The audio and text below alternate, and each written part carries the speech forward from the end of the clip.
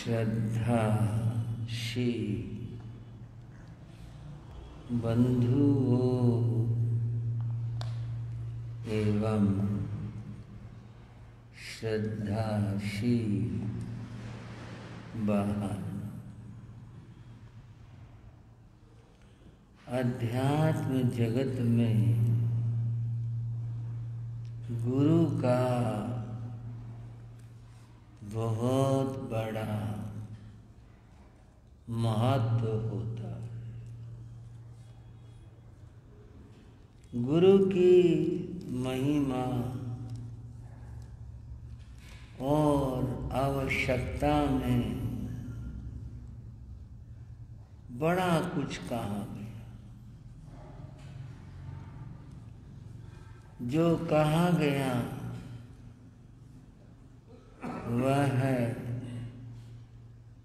अनेक बार दोहराया गया, बोला गया। उस सब दोहराए और बोले को मैं भी दोहरा लेता हूँ। प्रसार यह है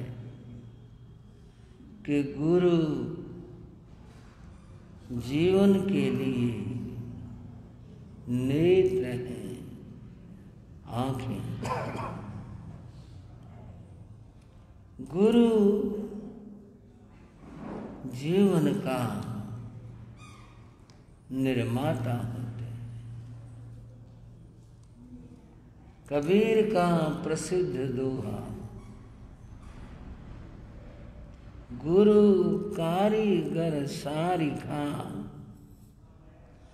टाची वचन विचार, पत्थर से प्रतिमा करे, पूजा लहे अपार। गुरु कारीगर है। दुनिया में कोई पत्थर का कारीगर होता है, कोई मिट्टी का होता है, कोई धातु का होता है, कोई लकड़ी का होता है, पर जीवन का कारीगर केवल गुरु होता है। अनगढ़ पत्थर, मिट्टी के ढेले, इनको आकृति कारीगर देता और ऐसा रूप देता है कि वह जो ठोकर खा रहा पत्थर था पूजनीय हो जाता है, प्रतिमा हो जाता है। गुरु हैं जीवन के कारीगर। वे जीवन बनाते हैं। और कैसे बनाते हैं जीवन को? जो जीवन घृणास्पद था या बन गया था, वह पूजनीय हो जाता। परंतु ऐसे गुरु होने कठिन हैं और फिर मिलने कठिन हैं। ऐसे तो बहुत गुरु हैं जो शिष्य से मान सम्मान और धन, वैभव, द्रव्य इनकी अपेक्षा करते। हमें चढ़ाओ, अर्पण करो। लेकिन ऐसा गुरु जो शिष्य के दोष और पाप दूर कर दे, ऐसा शिष्य, ऐसे गुरु, इनका संयोग मिल पाना मुश्किल होगा। बंधुओं, गुरुओं की बात बहुत बड़ी बात है। ऐसे गुरु मिल जाएं तो जीवन का निर्माण हो जाता है। मुझे जो अपने जीवन में गुरु मिले, वे गुरु बड़े महान गुरु थे। मुझे गुरु मिले गुरुदेव योगी राज श्री राम जी लाल जी महाराज। मुझे गुरु मिले संघ शास्ता शासन सूर्य गुरुदेव श्री रामकृष्ण जी महाराज। गुरुदेव योगीराज मेरे बाबा गुरु थे। गुरुदेव श्री रामकृष्ण जी महाराज मेरे गुरु थे। उन गुरुओं की कृपा से ही, उनकी महती कृपा से ही थोड़ा बहुत जैसा बन पड़ा ये जीवन आपके सामने जो है, वो सब गुरुओं की कृपा है, उनका आशीर्वाद है। आज मैं जो विशेष रूप से कुछ कह रहा हूँ, गुरु को याद कर रहा हूँ, उसका कारण है आज मेरे पूज्य गुरुदेव संघ शास्ता शासन सूर्य गुरुदेव श्री रामकृष्ण जी महाराज की आज पावन पुण्यतिथि। गुरु जीवन का निर्माता है। ये मैं आपको उनके जीवन के कुछ प्रसंगों से थोड़ा सा बता रहा हूँ और फिर मैं चर्चा करूँगा गुरुदेव की, जिनका मेरे ऊपर महान उपकार है। बोलो सब मिल कर नर नार, राम कृष्ण गुरु जय जयकार। बोलो सब मिल कर नर नार, राम कृष्ण गुरु जय जयकार, जय जयकार। राम कृष्ण गुरु जय जयकार। बोलो सब मिल कर नर नार, राम कृष्ण गुरु कुरीतियाँ और अंधविश्वास, छुआछूतिया ज्ञान विलास। कुरीतियाँ और अंधविश्वास,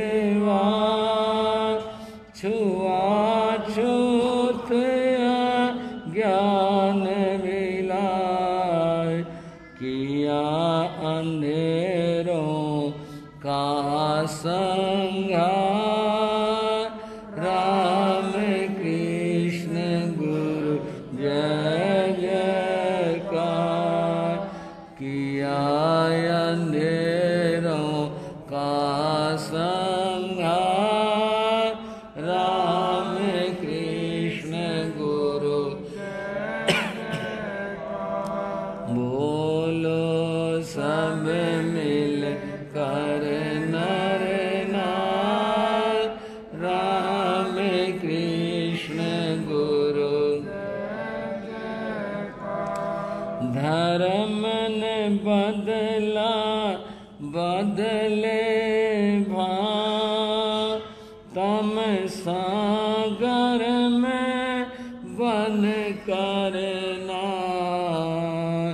धर्म ने बदला बदले भाव तम सागर में बन करना डूबत जन जन लिए उबार राम कृष्ण गुरु जय जयकार डूबत जन जन लिए उबार राम कृष्ण गुरु बोलो सब मिल कर नर नार राम कृष्ण गुरु जय जयकार बोलो सब मिल कर नर नार राम कृष्ण गुरु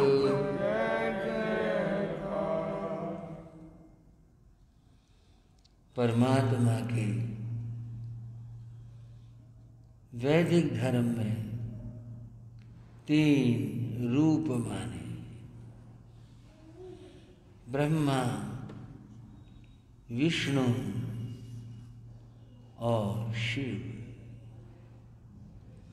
ब्रह्मा सृष्टि का निर्माण करते हैं विष्णु उसका पालन करते हैं और शिव संहार करते हैं गुरु में ये तीनों भाव देखे गए जीवन का निर्माण करे तो उनका ब्रह्मा रूप है शिष्य को सन्मार्ग दिखाते रहें विचलित न होने दें उसका पालन करें यह उनका विष्णु का रूप है शिष्य के जीवन में जो बुराइयां हैं उनका संहार करे उन्हें दूर कर दे यह है गुरु का शिव स्वरूप है पूज्य गुरु महाराज जिनके अध्ययन की बात मैंने बताई अब जिसे एक शब्द में कहें चढ़ता हुआ सूरज उनकी अब ये स्थिति थी 10 वर्षों तक उन्होंने गहन अध्ययन किया गुरुदेव योगीराज को प्रसन्नता थी मेरा ये शिष्य जैसी मेरी भावना थी उसके अनुसार उन्नति कर रहा बंधुओं एक बार रोहतक श्री संघ गुरुदेव योगीराज के चरणों में उपस्थित हो उन्होंने चातुर्मास की विनती की गुरु महाराज ने उनकी विनती को सुना चातुर्मास तो करना ही होता है, परंतु संत थोड़ी अपनी स्वाध्याय आदि की अनुकूलता भी देख लेते। उन्होंने अपने शिष्य मुनि रामकृष्ण से पूछा, रामकृष्ण ये रोहतक वाले आए हैं, क्या करें? जो आपकी इच्छा हो। वो तो ठीक है, पर बात यह है रोहतक तेरी जन्मभूमि है, रोहतक चातुर्मास कर लें, और कोई तेरे मन में संकोच हो, तो चाहे न चाहे कि वे वहाँ करेंगे कैसा रहेगा, कि तेरे मन में कोई भाव हो, बोले नहीं मेरे मन में कोई भाव नहीं, मेरे लिए तो जो कुछ है आपके चरण है, बस यही सब कुछ है। कहाँ रहना, कहाँ चलना, कहाँ चातुर्मास, ये सब आप ही समझे। बंधु,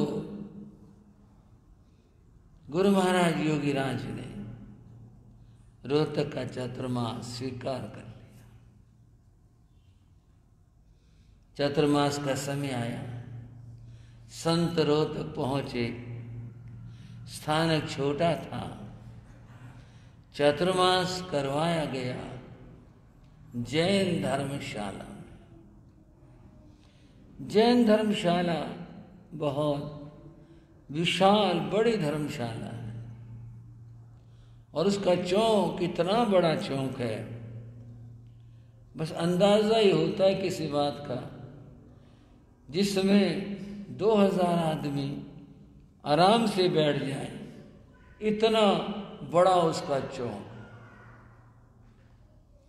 रोहतक पहुंचे, धर्मशाला में ठहरे, और वहां प्रवचन होने लगा। आज तो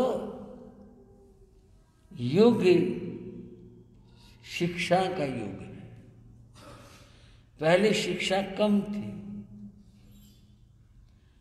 रोहतक हरियाणा का बड़ा मान्य नगर था, वहाँ कोर्ट थी, पुरानी कोर्ट थी, और रोहतक को वकीलों और जजों की नगरी कहा जाता था। रोहतक जिला बहुत बड़ा था, बहुत बड़ा था, ये बाकी तो बाद में सब विस्तार हुए।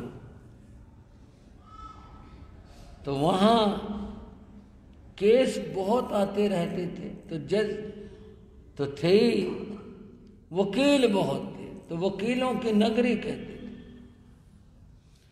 गुरु महाराज ने सोचा, जो हमारे जैन बंधु हैं ये तो लाभ लेते हैं, पर जो नगर का शिक्षित वर्ग है उसको भी लाभ देना चाहिए। गुरु महाराज ने कुछ संपर्क करवाया वकीलों से, और प्रेरणा दी प्रवचन में आने की। कुछ लोग आने लगे। मैंने बताया कि गुरु महाराज तो विद्वान पुरुष थे, तो उन्होंने अंग्रेजी भाषा में प्रवचन शुरू किए। हिंदी तो देते ही थे, पर इस बात से वो लोग बड़े प्रभावित हुए, और यहां तक बहुत सारे वकील और जज प्रवचन माने लगे। इस बात की चर्चा, भरपूर चर्चा रही कि वे एक ऐसा साधु आया हुआ है जिसके प्रवचन में वकील और जज, ये पढ़े लिखे लोग, डॉक्टर, ये लोग आते हैं, और बहुत विद्वान और ज्ञानी है। बड़ी चर्चा है। बंधुओं, बातें तो उस चातुर्मास की घटना की हैं, पर मुख्य बात ये है कि वो चातुर्मास गुरु महाराज का ऐतिहासिक चातुर्मास रहा। उनके जीवन का कहूँ या रोहतक का कहूँ, उस चातुर्मास की बहुत चर्चाएं हुई कि वे एक ऐसा साधु कि जो इतना पढ़ा लिखा और ज्ञानी है, जो अपनी बात विविध भाषाओं में कहता। बंधुओं, गुरु महाराज ने जीवनों का निर्माण कैसे किया? हम अशोक विहार में ठहरे हुए थे। उस समय दिल्ली का अशोक विहार बसने लग रहा था। एक कोठियां, फिर 2-3 प्लाट पड़े, फिर आगे से एक उधर, इस तरह से था, बसने लग रहा था। एक भाई ने अपनी कोठी बनाई थी, उसकी भावना थी, तो उसके मकान में ठहरे हुए थे, खाली था। सफाई के लिए एक जमादार भाई आता था। गुरु महाराज बैठे हुए थे छज्जे के नीचे बरामदे में। वो भाई आता, सीधा सफाई करके चला जाता। न जाने गुरु जी ने क्या सूझा। एक दिन उसको कहा, भाई जरा इधर आओ। तो छूटते जी मैं नहाया नहीं हूं। उसने कहा, मैं नहाया नहीं हूं। बोले कोई बात नहीं, हाँ काम बताइए, क्या काम है? बोले नहीं, तू यहाँ आ जा मेरे पास में, यही काम है। बड़ा संकोच सी में आया, दूर सी खड़ा हो गया। बोले बैठ जाओ। बैठ गया। गुरु महाराज ने कहा, अब ये तो उनकी अपनी शैली थी, तुमने जीवन में कोई गुरु बनाया? ये पूछा उसने। बोले ना जी, हम तो गरीब आदमी हैं, हम कहाँ गुरु बना सकते हैं। और मतलब ये था, दान दक्षिणा हम कैसे दें, और कौन साधु जो है हमारे को अपना वो बनाएगा। बोले देखो, अगर तुम्हारी इच्छा हो, तुम्हारी भावना हो, तो तुम मुझे गुरु बना सकते हो। बोले आप तो ये लालाओं के गुरु हो। बोले फिर क्या बात है, लालाओं के गुरु तो हैं, तेरी इच्छा तो ये गुरु बना ले। क्या देना होगा? बोले देना, रुपया पैसा तो हम छूते नहीं, लेते नहीं। जो कुछ बात है वो मैं बता दूँ जी, वो बता दीजिए क्या बात है। बोले हम तो जीवन पवित्र चाहते हैं, पैसा टका मिले चाहिए। गुरु महाराज ने उसे नमोकार मंत्र दिया और देने के बाद कहा, तू जब आए तो दर्शन करके जाएगा। बोले जी बिना नहाया आ सकता? बोले बिल्कुल आ सकते हो, कोई तुम्हारे लिए पाबंदी नहीं। वो आने लगा। गुरु महाराज ने, उसका नाम रोशन था, गुरु महाराज उससे बोले,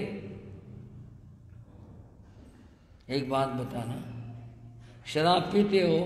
उसने मुंह लटका लिया। बोले जीव हिंसा?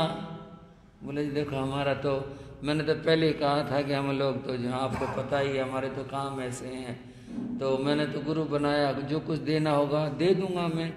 बोले नहीं, देने की बात नहीं, बात को समझो, मैं पूछना चाह रहा हूँ। बोले हाँ जी, तो सारे काम होते हैं। गुरु महाराज ने उसे समझाया, जीव हिंसा पाप होता है। बोले जी क्या करें, हमारे तो काम है। बोले नहीं, काम दुनिया में बहुत है, बहुत काम है, काम करो तो सब कुछ। परिणाम ये कि गुरु महाराज ने उसको शराब पीने का, जीव हिंसा करने का, मांस भक्षण का नियम करवा दिया। उसने स्वीकार कर लिया। बोले देखो, तुम्हारे मिलने जुलने वाले और आपस में आना जाना पड़े, पक्के रहना। बोले जी पक्के रहूंगा। गुरु महाराज ने कहा अपने धर्मपत्नी को भी करवाना। उसको भी वो लेके आया, उसको भी नियम करवाया। एक दो सवाल उसने बड़े ऐसे कर दिए। बोला जो हमारे यहाँ सुअर है, जो उनका क्या करें? जो हमारे यहाँ सुअर हैं उनका क्या करें? गुरु महाराज बोले देखो, उनको ऐसे जंगल में कहीं सुरक्षित छोड़ दो कि जहाँ दूसरा कोई पकड़ के मारे नहीं। जी मैं अपनी व्यवस्था आप कर लेंगे। तूने किसी को बेचने नहीं है, किसी को देने नहीं है, जहाँ हिंसा हो वो काम नहीं करना है। और आगे आगे जो है कभी इस तरह का, बोले नहीं आगे तो नहीं करूँगा। गुरु महाराज ने उसको अपनी फोटो दी। उसने वो फोटो अपने घर में लगा ली। जो सारे उनके वर्ग के लोग थे बोले अरे तो जैन ही हो गया। बोले अब एक जैन गुरु मैंने गुरु बना। और ये तो वाणियों के लालाओं के गुरु होते, ये तू कैसे चला गया वहां? बोले वो तो कोई नहीं मना करते, वो तो कहते हैं आओ हमारे पास में। उसके साथ देखने के लिए कई और लोग आए, बोले हम भी देख के आए कैसे क्या है। गुरु महाराज ने उनका विमान सार छुड़वाया। और बंधुओं, जीवन निर्माण की बात ये कि काफी वर्षों तक वो और उसकी धर्मपत्नी संवत्सरी पर व्रत करने गुरु महाराज के चरणों में आते थे। बोलो गुरुदेव श्री राम कृष्ण जी महाराज की।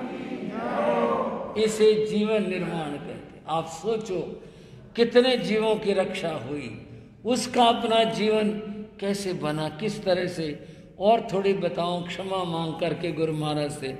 शुरू में तो मेरे दिमाग में भी बड़ी हो रही, मैं गुरु महाराज खाम खाई में किसी को पकड़ लेते हैं, क्या मतलब हुआ, क्या बात हुई बताओ, ये काहे का जैनी बनेगा बताओ। इसको बैठाना शुरू कर दिया और ये जाने वाले लोग हैं, इनको पता चलेगा, देखेंगे, कहते ये क्या बात, महाराज ने इसको बैठाना शुरू कर लिया। और जब हम ये देखते कि वो उसकी पत्नी आते थे संवत्सरी के ऊपर और गुरु महाराज के पत्र उसके घर पर जाते थे, जीवन बना। इसे जीवन निर्माण कहते हैं। चांदनी चौक में गुरु महाराज थे, सब गुरु महाराज घूमने के लिए जाते थे। सड़क की सफाई करने वाला एक जमादार भाई था, श्रद्धालु था। जब गुरु महाराज को देखता तो झाड़ू देना छोड़ देता और दूर से हाथ जोड़ देता। गुरु महाराज जैसे निकलते थे, एक दो बार तो निकले, फिर उसकी तरफ आ गए, वो पीछे हट गया। महात्मा जा रहे पीछे, बोले बात सुनो, मैं तुम्हारे से बात करने आ रहा हूं। बोले हाँ जी हुक्म करो।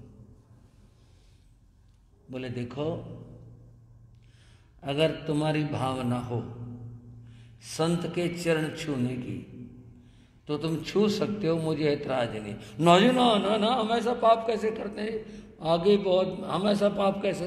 बोले बात सुन लो, अगर तुम्हारी इच्छा, मेरी इच्छा नहीं है कि दुनिया मेरे पाँव छुए या तुम छुओ, लेकिन अगर तुम्हारे मन में ये हो ना कि हम भी संत के पाँव छू लें तो मुझे कोई ऐतराज नहीं, तो पाँव छू सकते हैं। गुरु महाराज बोले इसीलिए तो मैं कह रहा हूं, अगर तुम चाहो तो वो झाड़ू रख करके और वो प्याव थे वहाँ हाथ धोने के लिए चले। बोले कहाँ जा रहे? बोले जी हाथ धोया जी, हाथ धोए। बोले बात सुनो, बोले हाथ धोने की भी जरूरत नहीं, कुछ नहीं होता, हमारे यहाँ इस तरह के छुआछूत है नहीं तेरे। बोले ऐसे छू लूँ? गुरु महाराज छू सकते हो। उसने जी पाँव छुए और माथा टेका और कहा जी कोई गलती होगी तो माफ करना।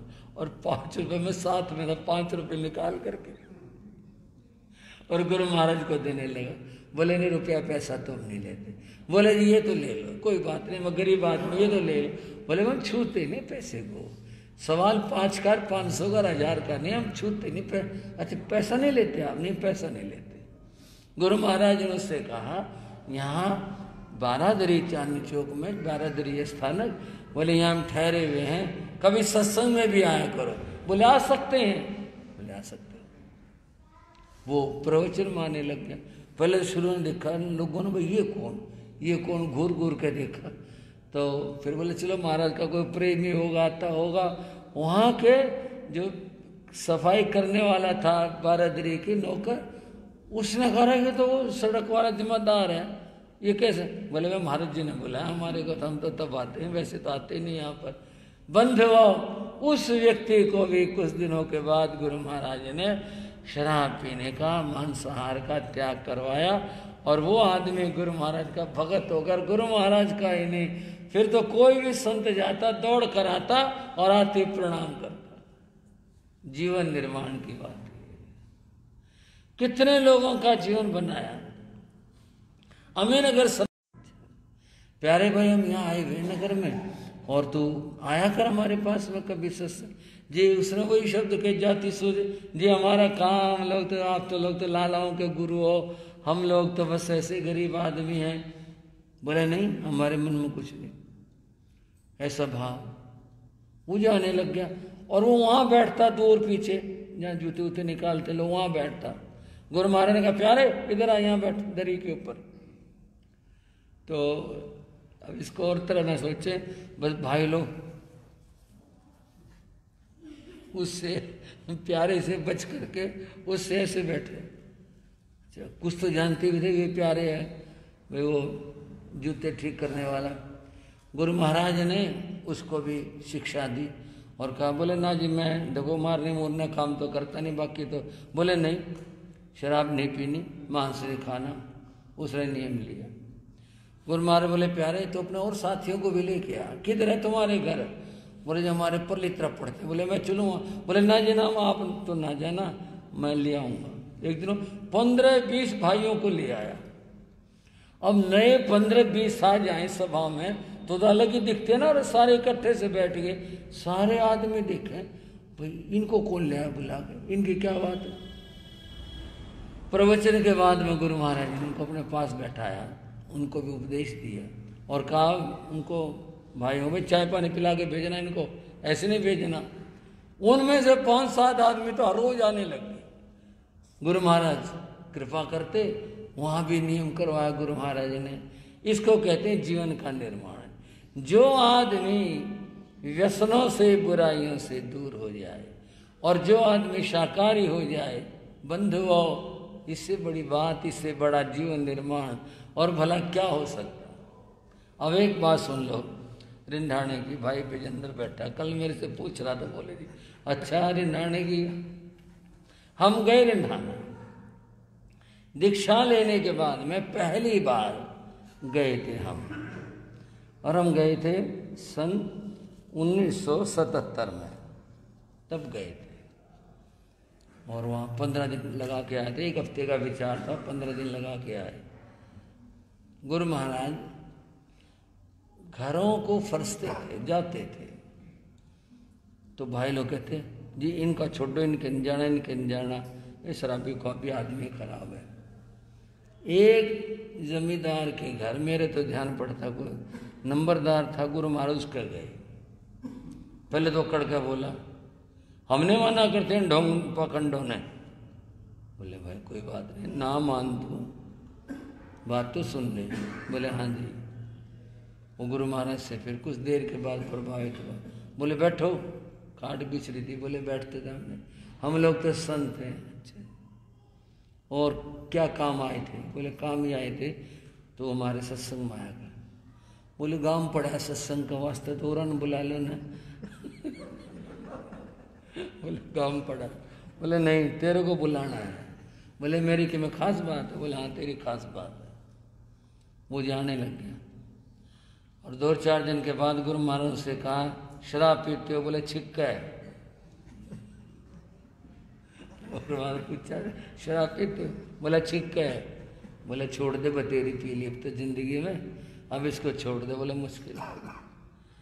बातचीत के बाद दौरान आखिर वो तैयार कर लिया भाई शराब नहीं पीनी। बोला अच्छा छोड़ दूंगा। तो बोले ले हाथ जोड़ प्रतिज्ञा कर। बोले आज नहीं कल करूंगा। बोले आज क्या बात है? बोले ना। गुरु महाराज ने सोचा सोचता चला आज तो पी ले, आखिरी बार के कल कह रहा है। बोला जी कल करूंगा।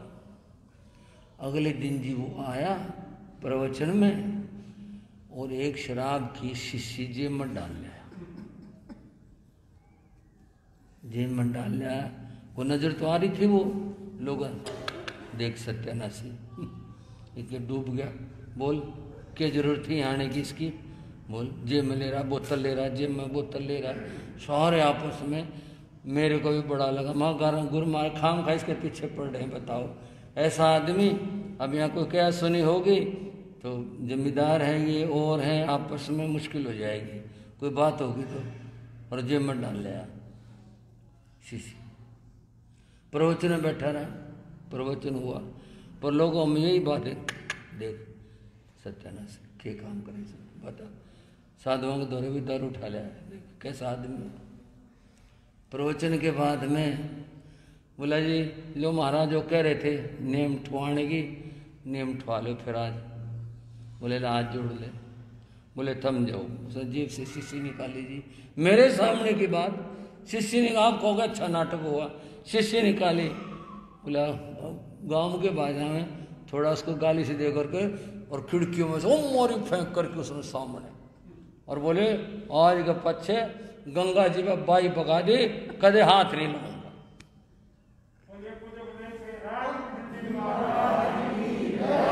और फिर गुरु महाराज से नियम लिया, नियम लेने को उसे शराब नहीं पी। गुरु महाराज पूछते रहे, कोई भी गांव से आता कुछ और बोले वो दारू छोड़ गया जी, ओ नहीं जमा नजदीक जाता, और नहीं तो इतना होता पीने में पूछो नहीं, क्योंकि आपने जी चाड़ा कर दिया और उसकी भी दारू छुटवा दी तो हद होगी। गुरु महाराज जब मैंने कहा ना जीवन बदलने की बात, गुरु महाराज ऐसे जीवन बदलते थे।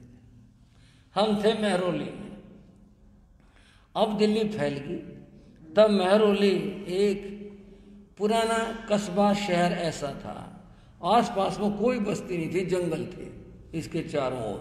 चिराग दिल्ली से 5-6 किलोमीटर महरौली, और इधर से जाओ तो नई दिल्ली के बाद में 10-12 किलोमीटर जंगल थे, सड़क जाती थी, कुछ नहीं था, कोई आबादी नहीं थी। तो महरौली ठहरे हुए थे। गुरु महाराज के अपने कुछ सिद्धांत थे, मतलब वो अपने काम अपने समय पे करना, व्यवस्था उनकी अपनी होती थी। तो वो सुबह ही सूर्य उदय हुआ और उन्होंने बाहर जाना ही जाना, 1 घंटा तेज चलते थे खूब से, और 1 घंटा घूम करके आते थे। ये इनका हर रोज का क्रम था। बल्कि एक बार तो ऐसा हुआ, हम चांदनी चौक ठहरे थे, वो लाल किले के सामने से जाते थे, तो 15 अगस्त का जब आया समय तो वहाँ पाबंदियाँ लग जाती हैं। गुरु महाराज ने उससे जो उस पर खड़ा था ड्यूटी पर सैनिक, उससे कहा, हम तो भाई संत हैं और उधर ट्रैफिक बहुत है, तुम कहो तो निकल जाए, मैं उधर घूमने जाता हूँ। अरे साहब हम नहीं कह सकते, ये तो साहब बता सकते हैं। वो बड़ा अफसोस ही खड़ा हुआ था। उसने कहा भी क्या बात है, वो आ गया। गुरु महाराज ने उससे कहा, भाई हम संत हैं, जैन संत हैं, और उधर ट्रैफिक होता, धुआं, कहते हैं इसके लाल किले के साथ वाले सड़क से हम चले जाएं। बोले जी वैसे तो पाबंदी है, पर आप महात्मा हो, चले जाओ, कोई बात नहीं, ठीक है चले जाओ। गुरु महाराज चलने लगे तो वो पीछे कई कदम भर के आया।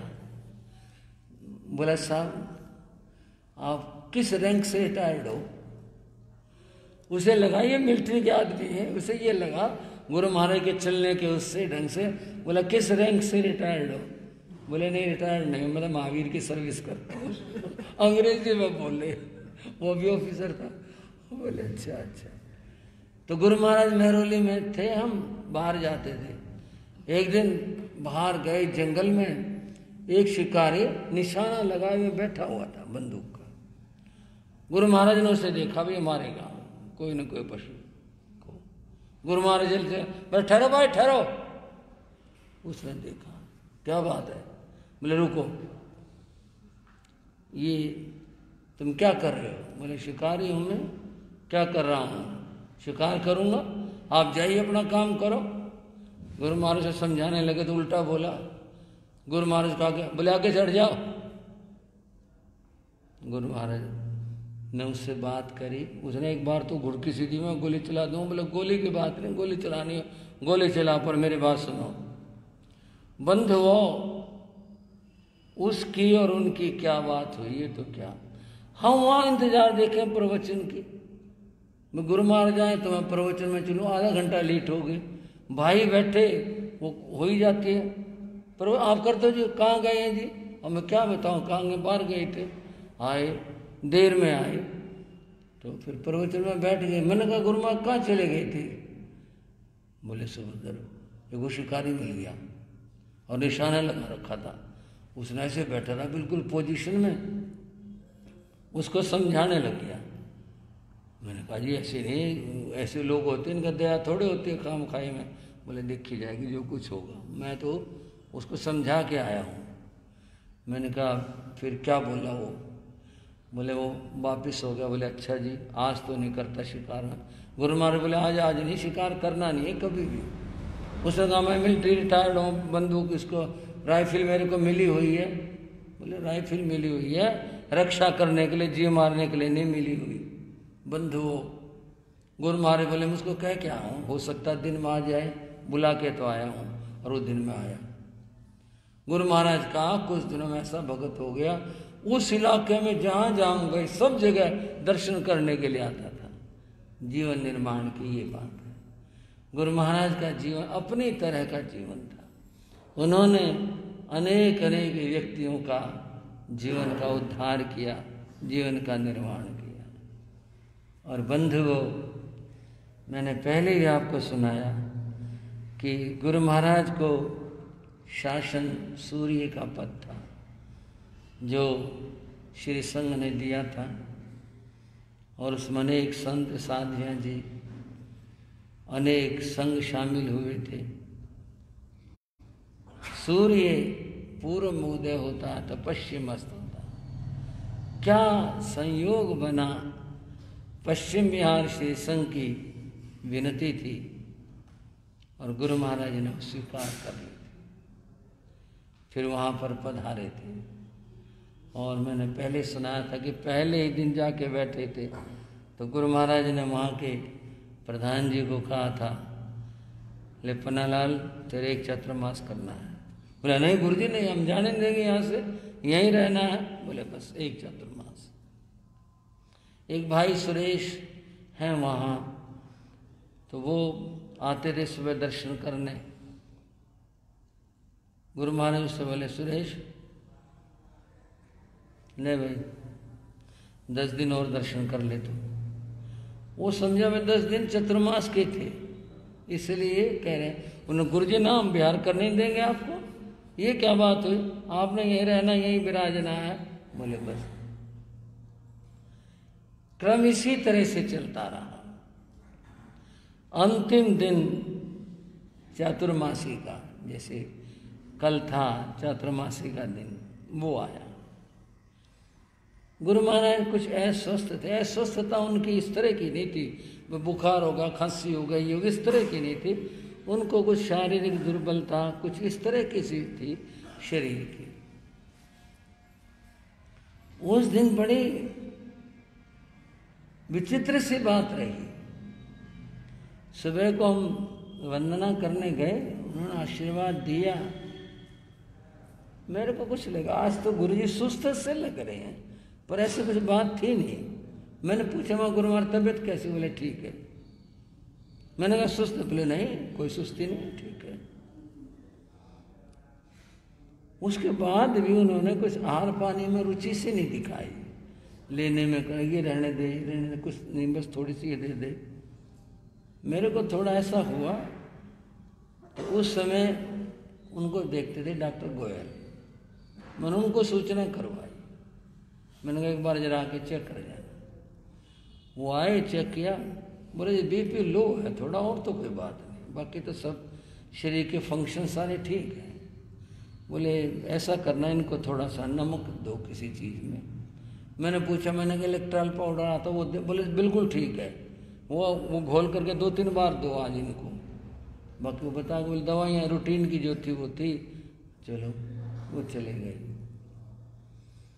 दिन बीता, दिन भर लोग आते रहे दर्शन वाले, क्योंकि आखिरी दिन होने से लोग आते ही रहे। और 24 घंटे का नमोकार का जाप भी बैठा हुआ था चौमासी का। बहुत सारे भाइयों ने पोषित किए हुए थे, ऐसा था। शाम के 4 बजे हमारे श्री हरि मुनि जी गुरु महाराज के लिए कुछ थोड़ा सा दूध कुछ और लाए। शाम के 4 बजे स्टूल लगाया, उसके ऊपर रखा। गुरु महाराज बोले हरि मुनि रहने दे, बस मन नहीं है ना। गुरु महाराज जी न्यू कुकर चल लगा कि मैं लो थोड़ा ले लो जरूर। पात्र खोल दिए, गुरु महाराज का आगे रख रहे, बोले चल थोड़ा दूध दे ले। उन्होंने 2 घूंट ली, बोले बस ना कि मैं भीतर गिरो के जब शरीर चल लगा, न्यू कुकर चल लगा।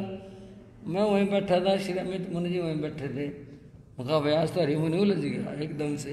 ना जी ना, मैं पट खड़ा हुआ।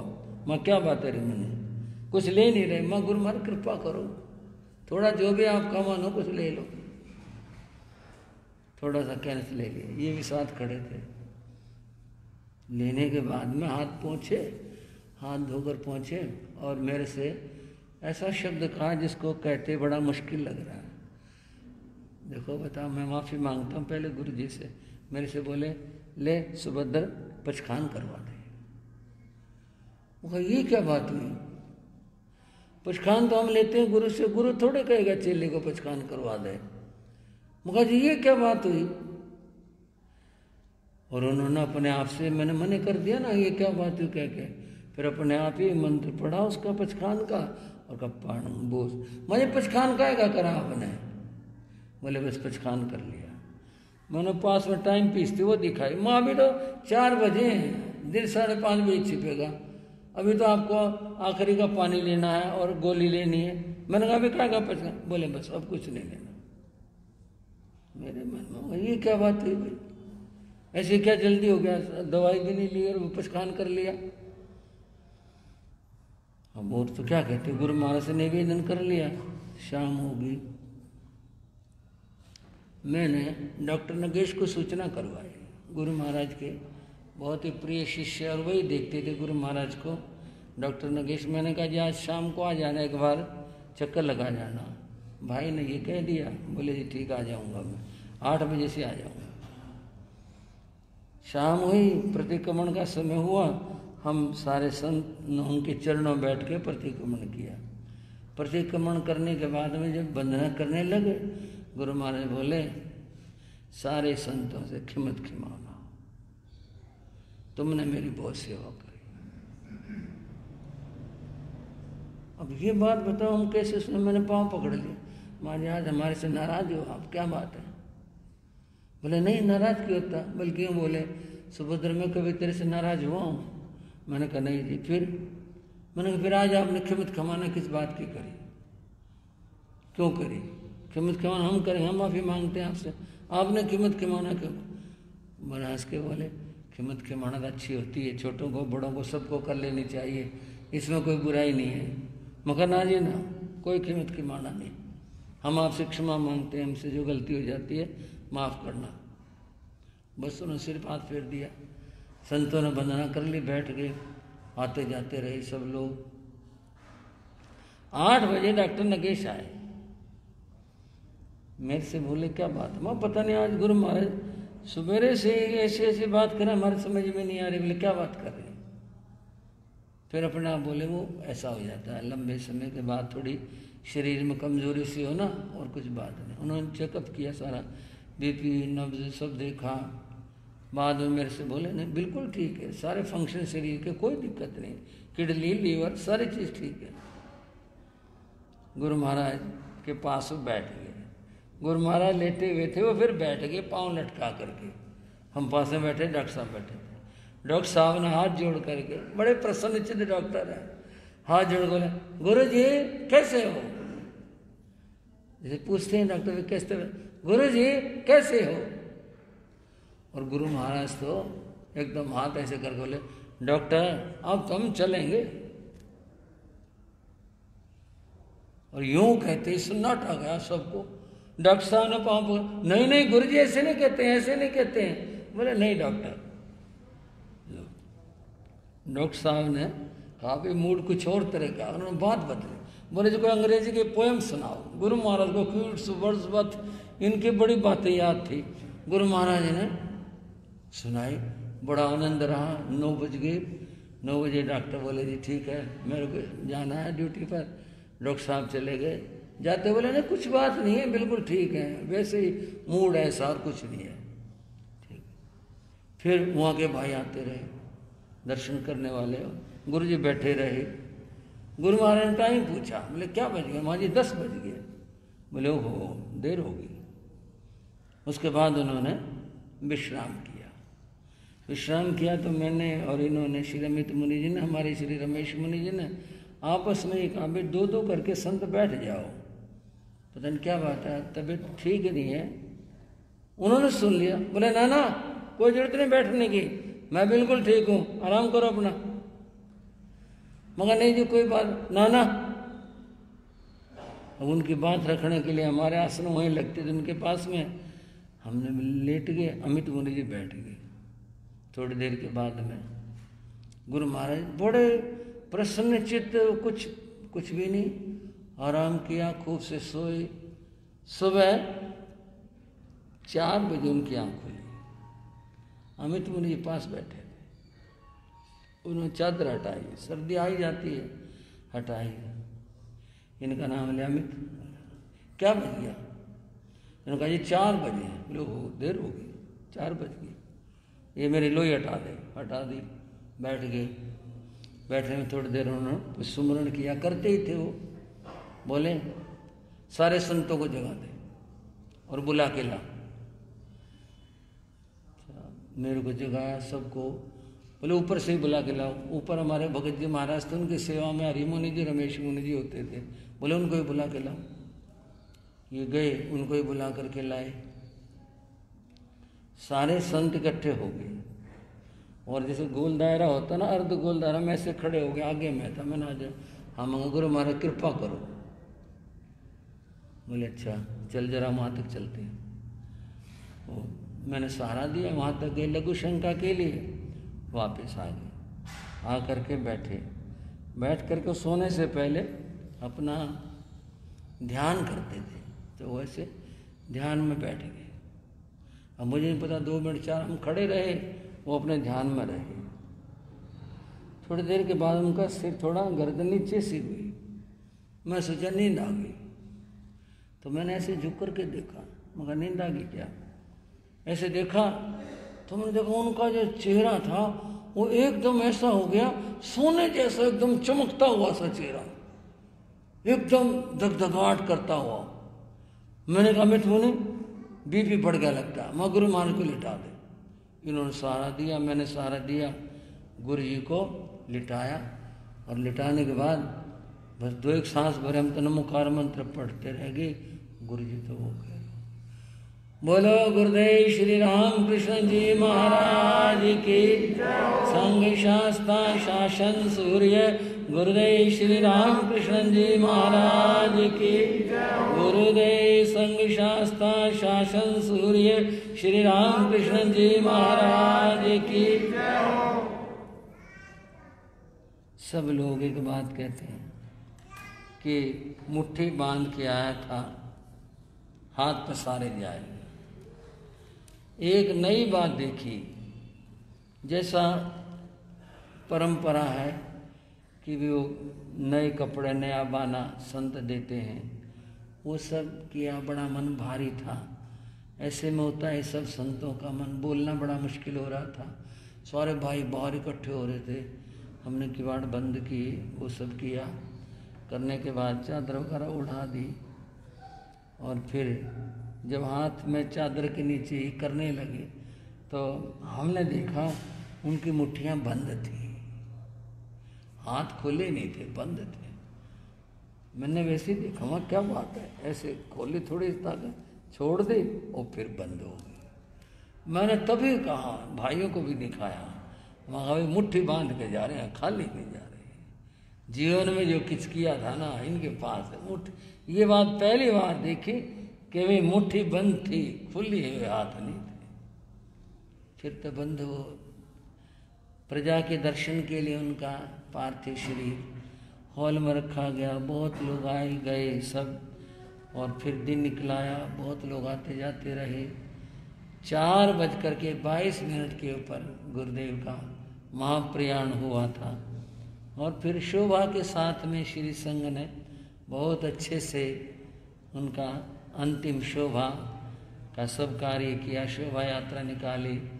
उसमें तो क्या मैं कहूँगा कि हेलीकॉप्टर से फूल भी बरसाए, दिल्ली के मुख्यमंत्री भी उसमें शामिल हुए और भी समाज के बहुत लोग शामिल हुए। इस तरह से गुरु महाराज का ये दिन, बस क्या दिन कहें, वो तो हमारे हृदयों में है, अमर हैं।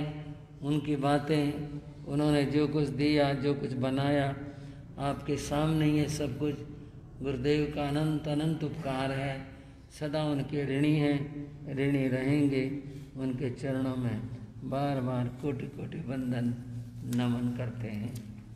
चत्तारि मंगलम अरिहंता मंगलम सिद्धा मंगलम साहु मंगलम केवली प्रणतो धम्मो मंगलम चत्तारि रघुत्तमा अरिहंता रघुत्तमा सिद्धा रघुत्तमा साहु रघुत्तमा केवली प्रणतो धम्मो रघुत्तमो चत्तारि शरणं प्रविज्यामि अरिहन्ते शरणं प्रविज्यामि सिद्धे शरणं प्रविज्यामि साहु शरणं प्रपद्यामि केवली प्रणतं धम्मं शरणं प्रपद्यामि ये चार शरण दुख हरण जगत में और न शरणा कोई होगा जो भव